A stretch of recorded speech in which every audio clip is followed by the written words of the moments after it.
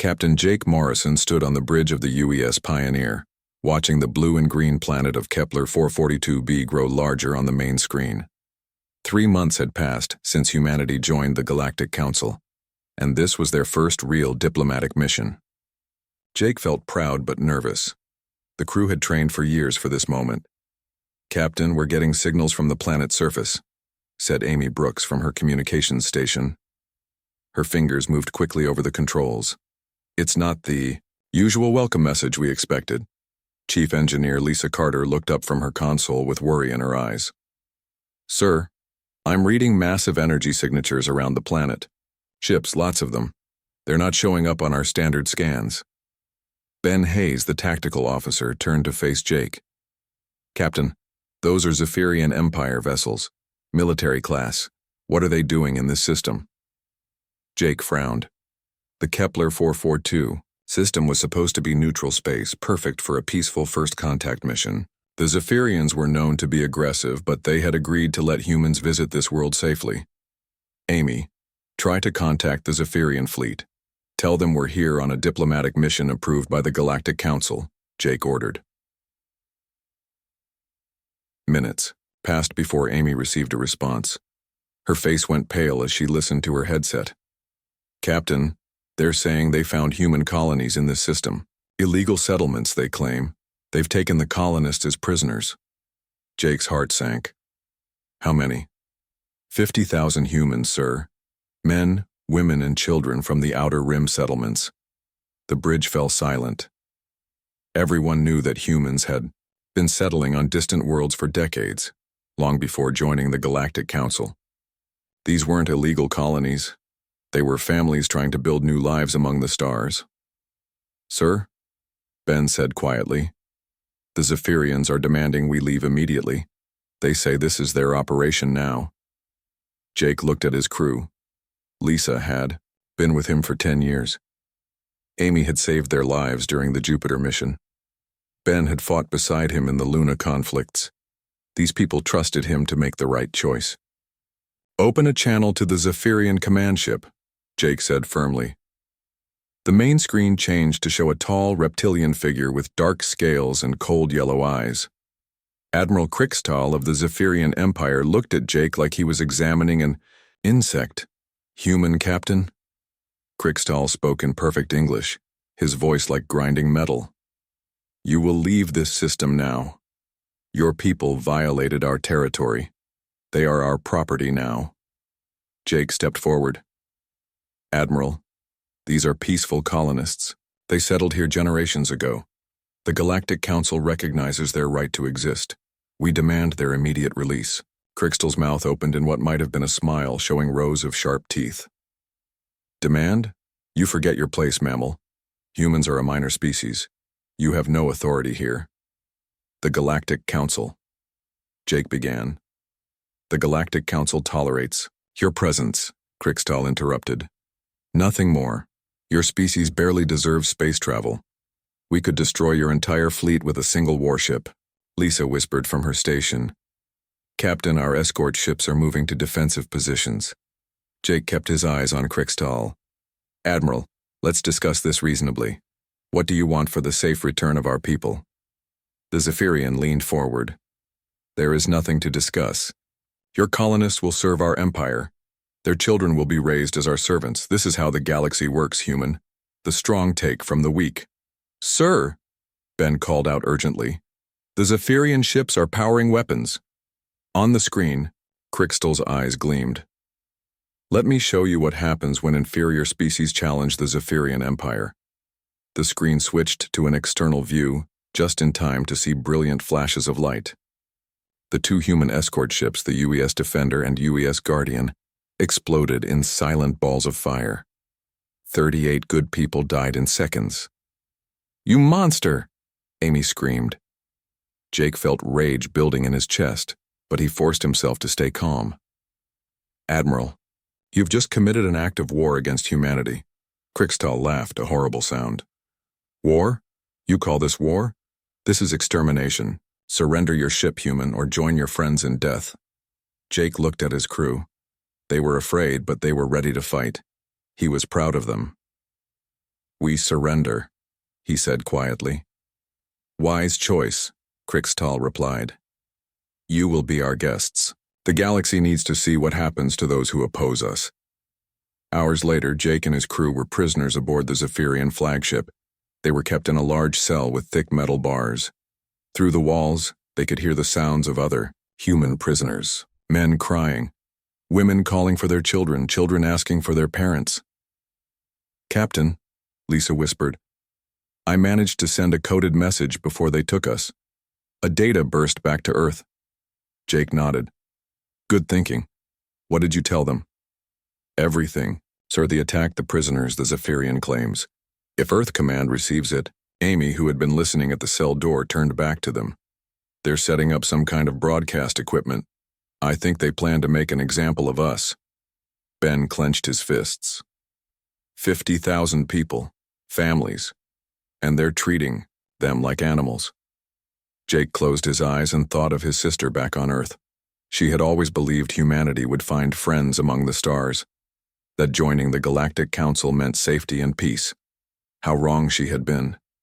The cell door opened with a loud clang. Zephyrian guards entered, their weapons ready. They wore armor that made them look even more frightening. The captain comes with us, one guard growled. Time for your performance. They dragged Jake through corridors filled with cages holding human prisoners. Children pressed their faces against the bars, reaching out to him. Their eyes held no hope, only fear and hunger. The broadcast chamber was huge, with cameras and lights everywhere. Krixtal stood at the center, looking pleased with himself. Behind him, screens showed the signals being sent across the galaxy. Kneel. Human, Krixtal commanded. Jake remained standing. No. The guards forced him to his knees, but Jake kept his head high. He looked directly into the cameras. My name is Captain Jake Morrison of the United Earth Service, he said clearly. Today, the Zephyrian Empire murdered 38 innocent humans and enslaved 50,000 colonists. They believe humanity is weak. They are wrong. Krixtal raised his weapon. Any last words, inferior creature? Jake smiled, thinking of the message Lisa had sent. By now, Earth would know everything, and Earth would respond. Tell the galaxy, Jake said, that humanity remembers its friends and its enemies. The weapon fired. Light years away on Earth, President Helen Wade watched the broadcast in the Galactic Council chambers. Around her, alien delegates whispered about humanity's minor species status and their limited rights. Helen quietly stood, up and walked out of the chamber. She had a phone call to make. President Helen Wade walked into the secure bunker beneath Washington, D.C. Her hands shook with anger as she thought about Jake Morrison's execution. The images of crying human children in Zephyrian cages burned in her mind. Madam President, said General Kate Anderson, saluting as Helen entered the war room. We received the Pioneer's data burst. All department heads are standing by. Helen looked around the room at faces she had hoped never to see in wartime. Admiral Paul Stevens commanded the real human fleet, the one the galaxy didn't know existed. Colonel Ryan Murphy ran the hidden military installations across the solar system. Commander Grace Phillips oversaw humanity's most secret weapons programs. How long? Helen asked simply. 72 hours for full deployment, Admiral Stevens replied. We've been ready for this day since we first detected alien signals 50 years ago. Helen nodded. When humanity had discovered they weren't alone in the universe, the world's leaders made a difficult choice. They would present themselves as a peaceful, barely space-capable species while secretly building the most advanced military force possible. Every space program, every scientific mission, every peaceful colony had been cover for humanity's real purpose, preparing for war. The Zephyrians think we have maybe 50 ships, Colonel Murphy said, checking his data pad. Old, slow vessels, barely capable of interplanetary travel. How many do we actually have? Helen asked. Active combat vessels? 3,412, Admiral Stevens answered. Another 8,000 in various support roles, all hidden in asteroid fields behind moons or in deep space stations that look like research facilities. Commander Phillips stepped forward. Ma'am, our weapons testing is complete. The kinetic bombardment systems work perfectly. The quantum torpedoes exceeded all expectations, and the AI targeting systems. She paused. The Zephyrians won't know what hit them. Helen thought about the Galactic Council, where alien species had spent the morning debating whether humans deserved minor species status. They saw humanity as children playing with toys in space. They had no idea that human toys could crack planets. What about our colonies? Helen asked. All outer rim settlements have gone dark as ordered, Colonel Murphy reported. From the outside, it looks like the Zephyrians destroyed them. Actually, they've activated defensive protocols we've been installing for 20 years. Helen smiled coldly.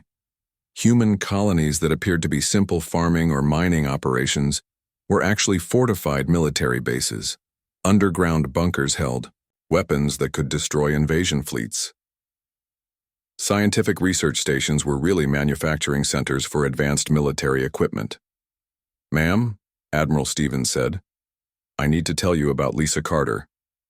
Helen's expression softened. Lisa had been Jake Morrison's chief engineer, a good woman with 2 children back on Earth. She escaped from the Zephyrian ship before the execution, Stevens continued.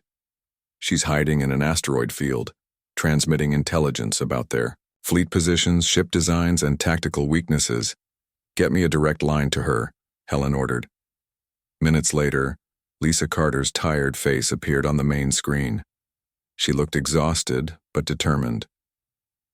Madam President, Lisa said, I have complete scans of the Zephyrian fleet. Their shields are strong, but they only protect against energy weapons.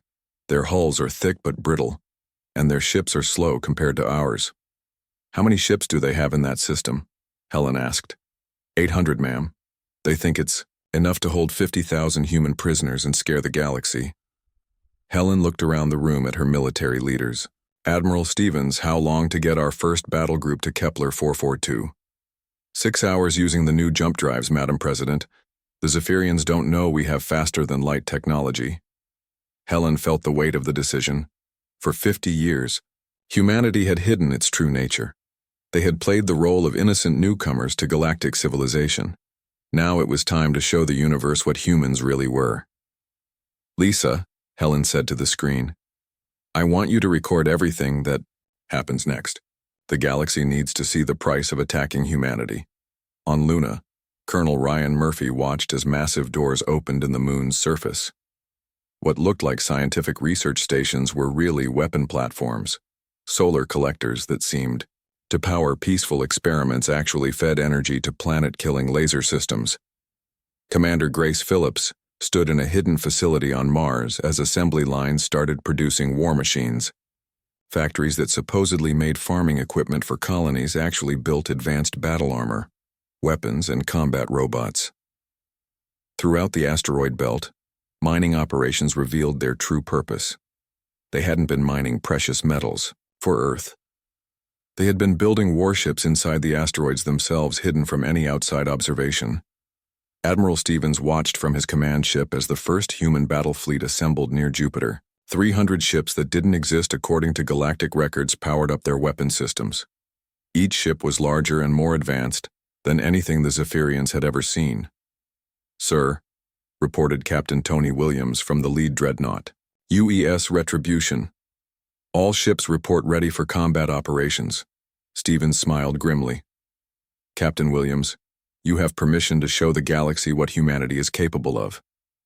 On Earth, Dr. Sam Wright analyzed the intelligence Lisa Carter had transmitted. Sam was officially a xenobiologist studying alien life forms. Unofficially, he was a military analyst who had spent decades learning how to kill every known alien species efficiently. Zephyrian physiology is fascinating, Sam told his team. Their scales provide excellent protection against energy weapons, but are vulnerable to kinetic impact. Their eyes are sensitive to specific light frequencies. Their breathing apparatus can be disrupted by sonic weapons. Everything humans had learned about aliens during 50 years of peaceful contact was being turned into weapons data. President Helen Wade received reports from across human space. Colony ships that were supposed to be carrying farmers were actually troop transports filled with Marines. Trade vessels were really supply ships for the hidden fleet. Scientific expeditions were reconnaissance missions mapping alien weaknesses. "Madam President," General Anderson said, "we're ready to begin operations."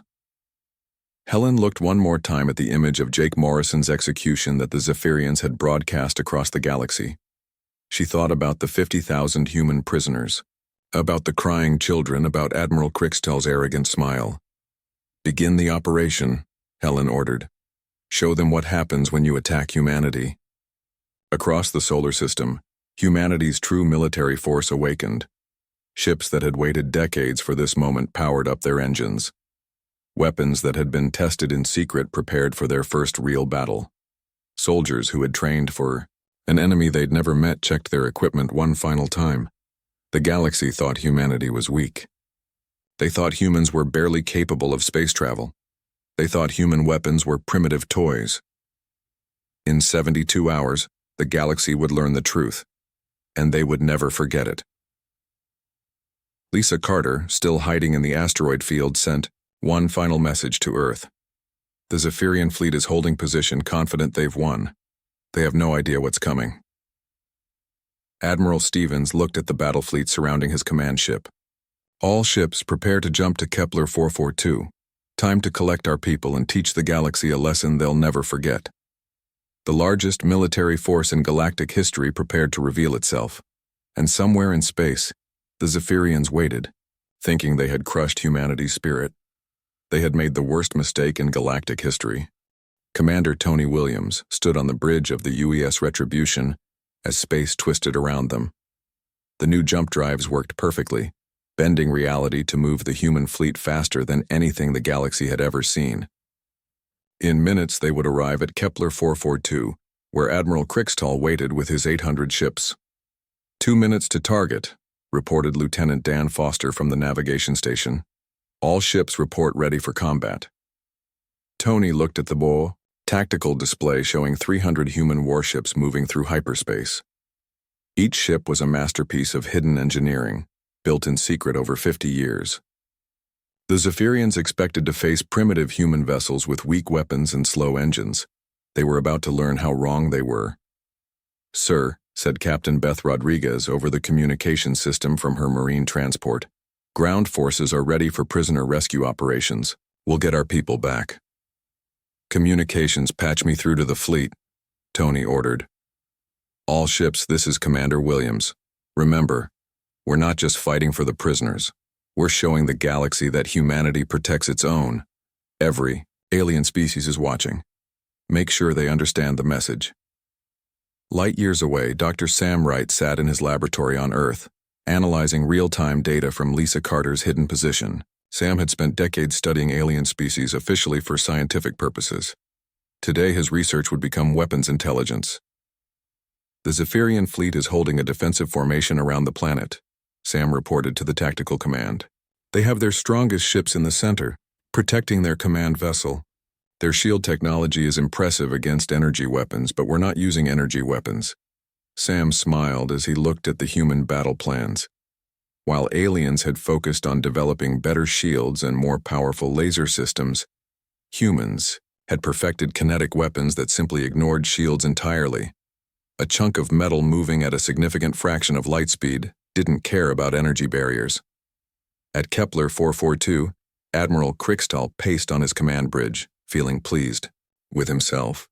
The execution of the human captain had been broadcast across the galaxy. Every species now understood that the Zephyrian Empire was not to be challenged. "Admiral," his tactical officer reported, "we're detecting some unusual energy readings at the edge of the system." Crixtell barely looked up. "Probably debris from the human ships we destroyed. Their technology is so primitive it continues to malfunction even after destruction." The tactical officer looked confused. "Sir, the readings are getting stronger and there are a lot of them." Suddenly, space itself seemed to tear open. Reality bent and twisted as the human fleet emerged from hyperspace. 300 massive warships appeared instantly, their hulls gleaming with unknown metals and bristling with weapons the Zephyrians had never seen before. "What?" Crixtell stammered, staring at the display. "Where did these ships come from?" His communications officer was frantically checking the databases. "Sir, these ship designs don't match anything in our records. These vessels are larger than our dreadnoughts." "And those weapon signatures?" Tony Williams looked at the Zephyrian fleet on his tactical display. 800 ships that had seemed so threatening now looked small and outdated compared to the human force. "This is Commander Williams of the United Earth Service to Admiral Crichstall," Tony broadcast on all frequencies. "You have 60 seconds to begin releasing human prisoners before we demonstrate what happens to those who attack our people." Crichstall's voice came back full of rage and confusion. "Impossible. Humans are a minor species. Your technology is primitive. These ships cannot exist." 50 seconds, Tony replied calmly. "You're bluffing," Crichstall screamed. "We have 800 ships. Our weapons will destroy your pathetic fleet." 40 seconds. "Dr. Wright, please explain to the Admiral what he's facing." Sam Wright's calm voice filled the communication channel. "Admiral Crichstall, you are facing kinetic bombardment systems that fire projectiles at 12% of light speed. Your shields, which work excellently against energy weapons, cannot stop solid matter moving at relativistic velocities. You also face quantum torpedoes that exist in multiple dimensions simultaneously, making them impossible to intercept. And our AI targeting systems have already calculated the optimal firing solutions for every ship in your fleet." 30 seconds, Tony announced. Crichstall looked around his bridge in panic. "All ships prepare for battle. Show these mammals what Zephyrian power means." 20 seconds. "Captain Rodriguez, are your Marines ready?" Beth Rodriguez's voice crackled over the radio from her transport ship. "Ground forces standing by, sir. We've identified the prison camps on the planet's surface. Once we clear the orbital defenses, we can begin rescue operations." 10 seconds, Tony said. "Admiral, last chance." Crichstall's response was to order his fleet to attack. "All ships," Tony commanded. "Engage." What happened next redefined warfare in the galaxy. The human ships moved with impossible speed and precision. Their weapons fired projectiles that simply passed through Zephyrian shields as if they didn't exist. The first salvo destroyed 50 Zephyrian ships in seconds.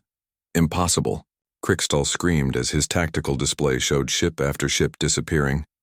"Our shields are impenetrable." "Your shields protect against energy," Tony replied calmly as the human fleet continued its systematic destruction. "We use matter.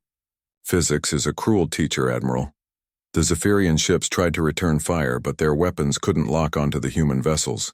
The AI systems controlling human ship movements predicted every attack and moved the ships out of danger before the Zephyrians could even finish aiming." Captain Beth Rodriguez watched from her transport as the orbital battle continued. The Zephyrian fleet, which had seemed so powerful when it destroyed the human escort ships, was being torn apart like paper in a storm. "Marines, prepare for planetary assault," Beth ordered. "We're going to get our people back. On the planet, surface, 50,000 human prisoners looked up as the sky filled with explosions. For 3 months they had been slaves, forced to work in terrible conditions while their children were taken away to be trained as servants. "Look," shouted one of the prisoners, pointing at the sky. "Those aren't Zephyrian ships."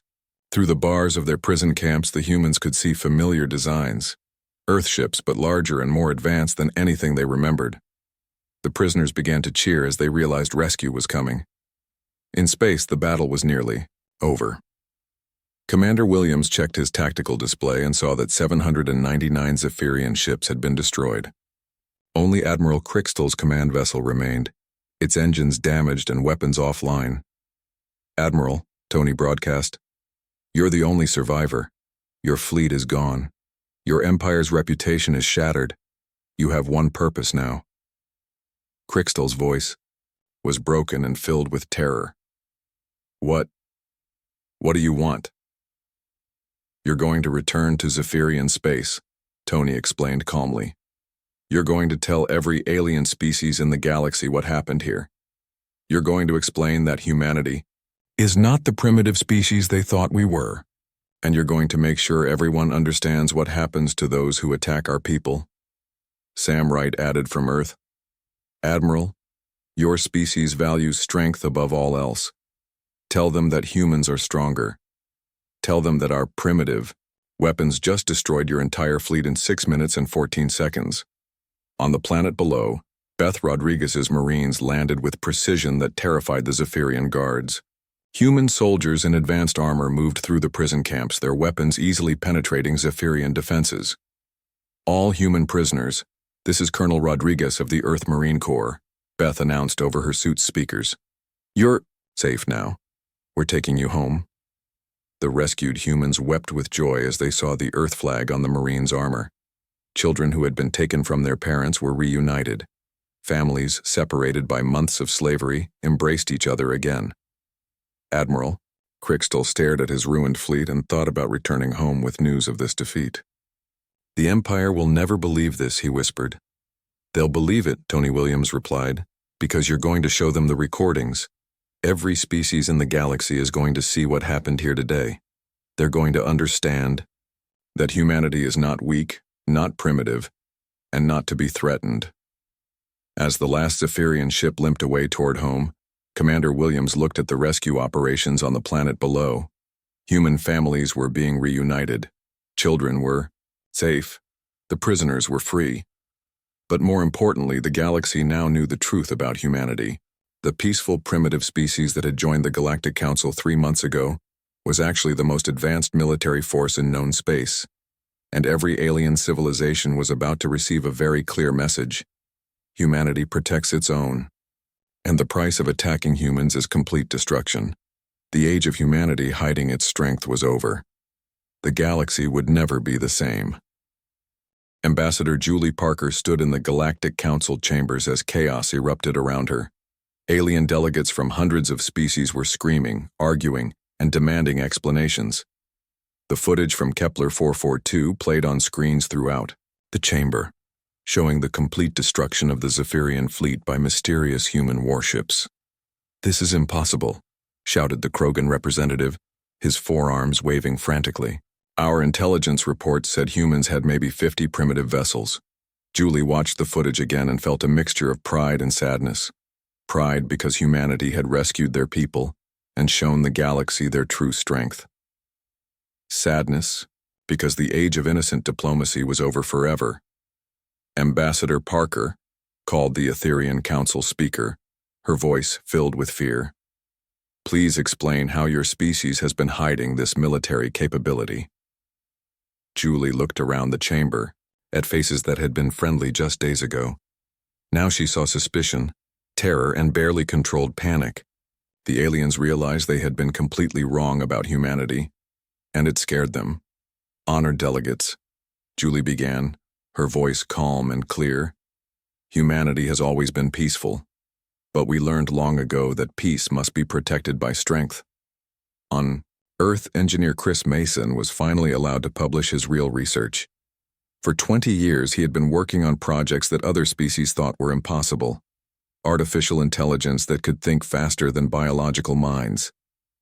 Manufacturing systems that could build themselves.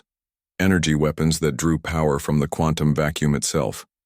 The theory was always sound, Chris explained to reporters who were still struggling to understand. Other species abandoned these research paths because they thought they were too dangerous. Humans decided they were too dangerous not to pursue. Chris pulled up holographic displays showing human technology that made alien science look primitive. We didn't invent new physics. We just weren't afraid to use physics that others considered taboo. In the Andromeda sector, Captain Dan Foster commanded a human patrol fleet that was visiting alien worlds to introduce humanity's real capabilities. His orders were simple. Make sure every species understood the new reality. This is Captain Foster of the Earth Defense Force, he broadcast to the Helian homeworld. We're here to establish formal diplomatic relations with your government. The Helian leader appeared on his screen, his insect-like features twitching with nervousness. Captain, we had no idea humans possessed such advanced vessels. Your ships are beyond anything in our databases. Dan smiled politely. The United Earth Service has been exploring the galaxy for 50 years. We've been watching, learning, and preparing. We know about every species, every technology, every potential threat. The Helian leader's antenna drooped. Threat? We have never threatened humanity. And you never will, Dan replied. Because now you understand the consequences. Across the galaxy, alien governments were having emergency meetings. The peaceful human species that had seemed so harmless was actually the most advanced civilization anyone had ever encountered. Every military leader was asking the same question. If humans could hide such a massive fleet, what else were they hiding?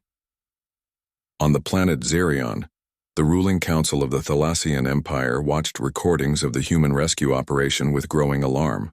Look at their ground forces. The military commander pointed at the screen. Those Marines moved through our strongest defensive positions like they were empty space. Their armor is better than anything we've developed. Their weapons ignore our shields completely. The Thalassian Emperor leaned forward in his chair. How many human colonies are there? We thought maybe a dozen small settlements, the intelligence chief replied nervously. But if those settlements are actually military bases, find out, the Emperor ordered. Find out how many humans there really are and how many ships they have. The intelligence chief looked terrified. Your Majesty, our agents have been trying to infiltrate human space for months. None of them have reported back. At the Galactic Council headquarters, Dr. Nicole Adams arrived to take her new position as director of the Galactic Protection Initiative. Nicole had spent her career studying alien societies and understanding their weaknesses. Now she would use that knowledge to protect smaller species from aggressive empires. Dr. Adams, said the council president, a tall being with silver skin and multiple eyes, we need to understand human intentions. Your species has the power to conquer the entire galaxy. Nicole sat down at the conference table surrounded by alien leaders who looked at her with a mixture of fear and hope. President Zarthul, humanity has never wanted to conquer anyone. We want to protect those who cannot protect themselves. But your military capabilities? The Krogan representative interrupted. Were built to defend human lives, Nicole finished, and now they will defend all innocent lives. The strong preying on the weekends today. Back on Earth, President Helen Wade received reports from across human space. The revelation of humanity's true strength was causing massive changes throughout the galaxy. Madam President, Admiral Paul Stevens reported, 17 different species have requested formal alliance agreements. They want human protection from aggressive neighbors. Helen nodded. What about the aggressive neighbors? 12 major empires have sent envoys requesting non-aggression pacts, General Kate Anderson added. They're terrified we might decide. They're threats. Colonel Ryan Murphy stepped forward with more reports. Our hidden bases throughout the galaxy are revealing themselves as ordered. The Galactic Survey is estimating we have installations in over 3,000 star systems. Helen looked at the galactic map on her wall. Red dots showed human military positions that aliens were just now discovering. Blue dots marked human colonies that were actually fortified bases. Green dots indicated alien species that were asking for human protection. How long before the galaxy realizes the full scope of our presence? Helen asked. Intelligence estimates another 6 months before they understand we have the largest interstellar infrastructure in galactic history, Stevens replied. Captain. Steve Parker was leading one of the revelation missions to alien worlds. His job was to visit species that had been friendly to humanity and explain the new situation. The important thing to understand, Steve told the leaders of the Paxan Republic, is that nothing has really changed. Humans are still the same people you knew. We're still interested in trade, diplomacy, and friendship. The Paxan president, a being that looked like a large purple flower, trembled as she spoke. But you lied to us. You pretended to be weak when you were actually the most powerful force in the galaxy. Steve sighed. We didn't lie. We just didn't tell you everything. And we did it to protect you as much as to protect ourselves. Protect us? President Vela, how many wars has your species fought in the last century? 7 major conflicts, she replied sadly. We lost millions of people. And how many wars have you fought since humans joined the Galactic Council 3 months ago? Vela paused, realizing the truth. None. The aggressive species have been quieter. Because they knew humans were watching, Steve explained. Our presence, even as a minor species, was enough to make bullies think twice. Now that they know who we really are, the bullying stops completely. In the far reaches of space, engineer Lisa Carter finally returned to human space aboard a rescue ship. She had spent weeks hiding in asteroid fields, transmitting intelligence about alien fleet movements and tactical capabilities. "Lisa," Admiral Stevens said when she reported to Earth Command, "your intelligence made the Kepler 4R42 operation possible. You helped save 50,000 lives." Lisa looked tired but determined. "Admiral, there's something else. While I was monitoring alien communications, I learned about other human prisoners. The Zephyrians weren't the only ones taking our people." Stevens frowned. "How many?" "At least 100,000 humans are being held as slaves throughout the galaxy. Different species, different systems, but all thinking humans are too weak to fight back." Stevens smiled grimly. "Not anymore. Dr. Adams is preparing rescue operations for every known case of human enslavement. The galaxy is about to learn that taking human prisoners is the fastest way to face human military might." Ambassador Julie Parker stood at the podium in the Galactic Council chambers, preparing to address the assembled delegates. The chamber was quieter than she had ever seen it. Every species was waiting to hear humanity's plans for the future.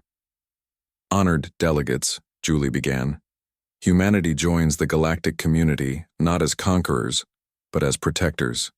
We have the strength to enforce peace and the wisdom to use that strength carefully." "But what do you want?" called out the representative from the Nexus worlds. Julie smiled. "We want what we've always wanted: peace, prosperity, and the right for every species to exist without fear. The difference is that now we have the power to guarantee those things." She gestured to the screens showing human fleets patrolling trade routes and protecting smaller worlds. "This is the new galaxy, one where strength serves justice, not oppression." The council chamber erupted in discussion, but for the first time in galactic history, it wasn't about war or conquest. It was about how to build a peaceful future under humanity's protection. The age of human weakness was over. The age of human leadership had begun. Admiral Kelly Brooks stood on the observation deck of the new Galactic Council headquarters orbiting Earth, watching ships from dozens of species dock at the massive station. 6 months had passed since the revelation at Kepler 442, and the galaxy was still adjusting to the new reality of human leadership.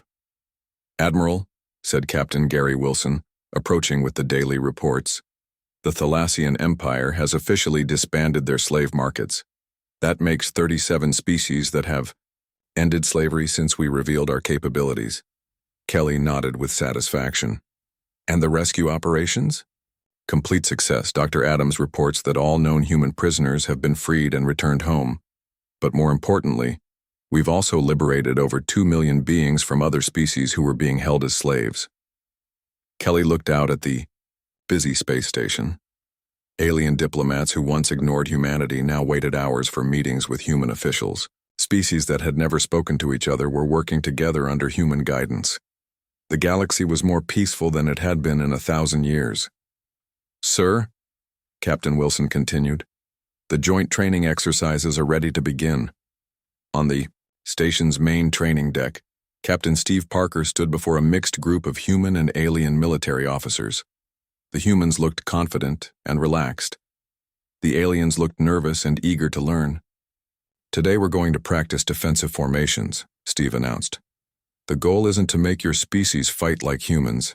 It's to help you fight like yourselves, but better." A young Krogan officer raised one of his forearms. "Captain Parker, our species has always believed that aggressive attack is the best strategy." Steve smiled. "Lieutenant, aggression without intelligence is just violence. We're going to teach you how to be strategically aggressive instead of randomly violent."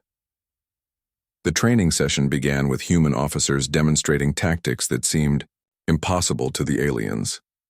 Human ships moved in perfect coordination, their AI systems sharing information faster than biological minds could process. "How do you make your ships work together so perfectly?" asked a Helian commander, her insect-like features expressing confusion. "Practice," Steve replied. "And trust." Every human pilot knows that the AI systems are there to help, not replace them. We work with our technology instead of being controlled by it. Dr. Nicole Adams was in her office reviewing reports from across the galaxy. As director of the Galactic Protection Initiative, she coordinated humanity's efforts to maintain peace and protect vulnerable species. Dr. Adams, her assistant, announced, "The Paxan Republic is requesting assistance with a pirate problem." Nicole looked at the report. 12 pirate ships attacking civilian vessels. Send Captain Foster's patrol group. Rules of engagement are standard. Offer surrender once, then destroy any ship that threatens civilians. Ma'am, the pirates are using Nexus World technology. They might not understand how outmatched they are. Nicole's expression hardened. Then they'll learn quickly. The galaxy needs to understand that attacking innocent people brings immediate and overwhelming response from humanity. 3 hours later, Captain Dan Foster's patrol ships arrived at the Paxan system. The pirates had been terrorizing merchant vessels for weeks, confident that the peaceful Paxans couldn't stop them. "Pirate vessels, this is Captain Foster of the Earth Defense Force," Dan broadcast. "Cease your attacks immediately and surrender, or face the consequences." The pirate leader's response was to fire on a civilian freighter. "All ships engage," Dan ordered calmly. The battle lasted 37 seconds. 12 pirate ships became expanding clouds of debris, while the civilian vessels they had been attacking were completely unharmed. Human weapons were so precise, they could destroy an enemy ship while leaving a target just kilometers away completely untouched. "This is Captain Foster to all vessels in the system," Dan announced. "The pirate threat has been eliminated. Civilian traffic may resume normal operations." On Earth, President Helen Wade met with the leaders of the reformed Galactic Council. The council chambers had been moved to Earth after every member species requested the change. They wanted humanity to lead, and they wanted to be close to human decision-makers. "President Wade," said the Etherian representative, "our latest reports show that interstellar crime has dropped by 80% since humans began patrolling the trade routes." Helen smiled. "Criminals prefer easy targets. When every system is protected by human forces, crime becomes a very dangerous profession." "But some of our species are concerned about human dominance," added the Thalassian delegate. "What happens if humanity decides other species are threats?" Helen's expression became serious. "We've had this capability for 50 years. In all that time, we never attacked anyone who didn't attack us first. Our record speaks for itself." General Kate Anderson stepped forward with a datapad. "Ma'am, I have the final numbers on human military deployment." Helen looked at the figures and felt a mixture of pride and responsibility. "How many species are under direct human protection?" 437, ma'am. That includes every species with a population under 1 billion, plus any larger species that have requested protection. "And how many species have the capability to threaten human forces?" Kate paused before answering. "Intelligence estimates 0, ma'am. Even if every alien species in the galaxy worked together, they couldn't match human military capability." Helen nodded thoughtfully. "Then we truly are responsible for galactic peace. I hope we're worthy of that trust." Engineer Chris Mason was giving a presentation to alien scientists about human technology. The audience looked overwhelmed as Chris explained concepts they had thought were impossible. "The key to understanding human engineering," Chris said, "is that we don't see limits the same way other species do. When someone says something can't be done, we ask why not." A Nexus scientist raised a tentacle. "But surely there are physical laws that cannot be broken?" Chris grinned. "Physical laws can't be broken, but they can be used in creative ways. For example, everyone said faster than light travel was impossible because nothing can move faster than light. We didn't try to move faster than light. We moved space itself." The audience murmured in amazement as Chris showed them diagrams of human jump drives that bent reality to move ships instantly across vast distances. "What about your weapons?" asked a Krogan engineer. "How do you make projectiles that ignore shields?" "Simple," Chris replied. "Shields protect against energy by dispersing it or deflecting it. But shields can't stop matter. A piece of metal moving at relativistic speed has so much kinetic energy that it passes through shields like they aren't there. On Luna, Colonel Beth Rodriguez watched human and alien children playing together in the recreational areas. The sight filled her with hope for the future. These children would grow up in a galaxy where peace was protected by strength, where the strong protected the weak instead of preying on them. "Colonel," her aide approached, "the new Marine recruits have arrived." Beth looked at the group of young beings from various species who wanted to join human military forces. "How many species are represented?" 17, ma'am. They all want to learn human tactics and serve in the protection forces. Beth smiled. "Good. The galaxy is safer when everyone works together." President Helen Wade stood in her office, looking at a report from Admiral Stevens about the latest diplomatic developments. The galaxy had changed completely in 6 months, and it was still changing. "Ma'am," Stevens said, "every major empire has now signed non-aggression pacts with humanity. The few holdouts are isolated and surrounded by species under our protection." "Any remaining threats?" Helen asked. "None that we can't handle immediately," Stevens replied. "The revelation of human capabilities has ended large-scale warfare in the galaxy. No one wants to risk facing human military response." Helen walked to her window and looked up at the stars. Somewhere out there, human ships were patrolling trade, routes protecting colonies and maintaining peace. Children who had been slaves were now free. Species that had lived in fear were now safe. "Admiral," Helen said quietly, "do you think we made the right choice? Hiding our strength for so long, then revealing it so dramatically?" Stevens joined her at the window. "Ma'am, look at the reports.